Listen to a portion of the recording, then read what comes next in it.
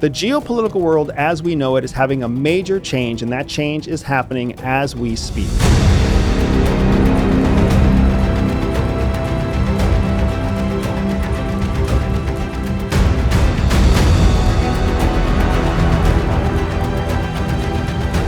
My name is Andrew Bustamante. I'm a former CIA intelligence officer, and what I'm talking about is the BRICS summit that's happening right now in Johannesburg, South Africa. Now, the BRICS nation have long been in competition with the G7 countries. The BRICS countries are a conglomerate of developing countries that include 5 primary countries: Brazil, Russia, India, China, and South Africa. And they've been competing against the world leaders in economics, the G7 countries. Those G7 countries, of course, include the US, Canada, the UK, Italy, Germany, France, and Japan. What the global economy has been watching for about the last 10 years is a slow decline in total GDP created by the G7 countries.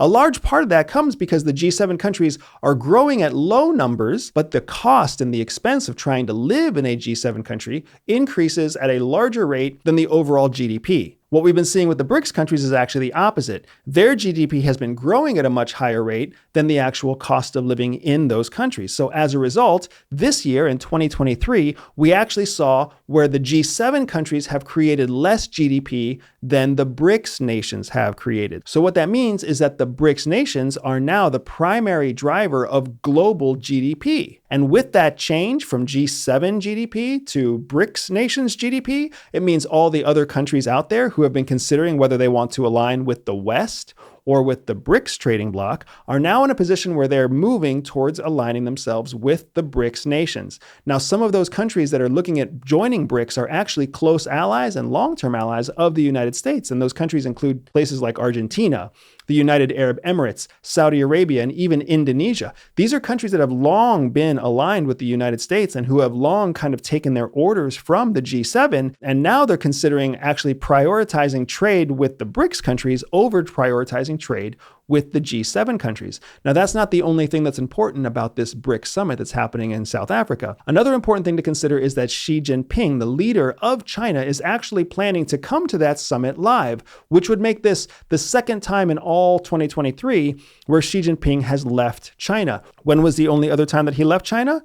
To visit Vladimir Putin in Russia to show his support for the Russian-Ukraine conflict. So here we see Xi Jinping stepping out of China to go to South Africa to demonstrate his support for the BRICS. The reason that this meeting is so important to Xi Jinping is because this is his chance to demonstrate an alternative to the United States, an alternative to a Western-dominated financial system. This is the chance for the BRICS to not only take and increase their base of trading partners, it's also a chance for them to demonstrate their superiority over the West, to demonstrate that there is a better alternative than democracy, a better alternative to the future of trade, investment, and financial exchange than what the West and what the United States has created in the last 30 years. Also among the attendee list for this BRICS summit is, of course, Vladimir Putin coming from Russia. However, Putin will be dialing in via a remote call, specifically because with the international court order that demands his arrest, if he steps foot in South Africa is one of those countries where he should technically be arrested. So even though he's in a trade partnership with South Africa, and even though he's a main participant in the BRICS trading bloc, he has to attend virtually, but he will still be in attendance via a virtual call. That means that at this one summit, we not only have the leading countries who are opposing the United States coming together to consider being part of a trading bloc that is a known competitor to the G7 and Western model, but we also have these folks coming together in the midst of a major conflict between Russia and Ukraine. There's a third layer to this that isn't being discussed very much in the press, but I want you to know about it.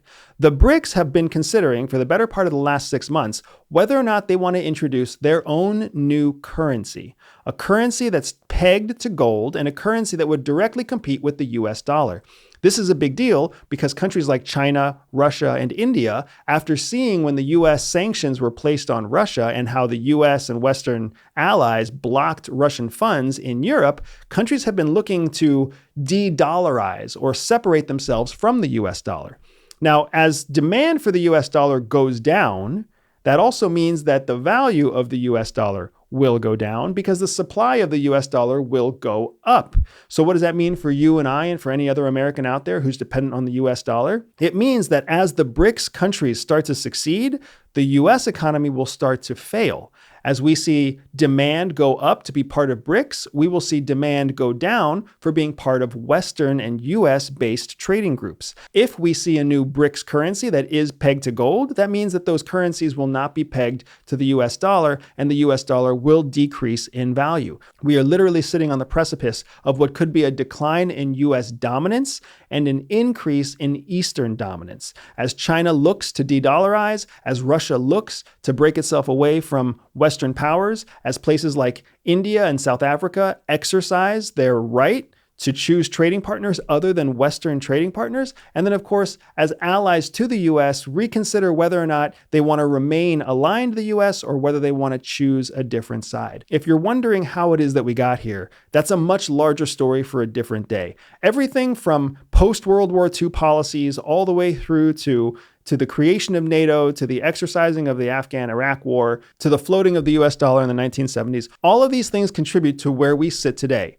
where we actually see a stronger trading bloc emerging from the East than that which exists in the West. And as we ask ourselves the question of what is the future for the United States, in the face of increasing partnerships, increasing GDP, and increasing financial strength from Eastern powers like China and Russia, India, South Africa, and Brazil. Whether you own a business or whether you're building your own career, whether you're an American or whether you're a Western friend or ally, I want you to know what's happening right now. I want you to see it for what it is, because it really is one of the most important things happening in our geopolitical universe right now. What will happen next is anybody's guess. We don't know if the BRICS nations are going to be able to cooperate, collaborate, and bring on new members. We also don't know whether the G7 countries will be able to adapt, overcome, and create more GDP value than their BRICS competitors. But what we do know is that projections for the next 5 to 10 years continue to show a decline in the GDP growth of G7 countries and an increase in the GDP growth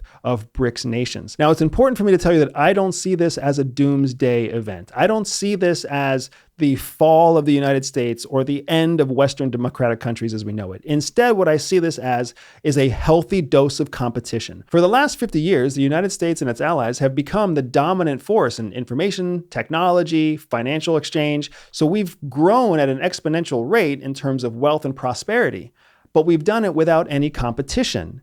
Now, as these BRICS countries collaborate and cooperate and slowly grow, they have become a major competitor in the economic marketplace. If there's one thing that the United States has always known, it's that competition is a good thing. Monopoly is a bad thing. Competition is what drives innovation. It's what drives improvement. It's what drives long-term success.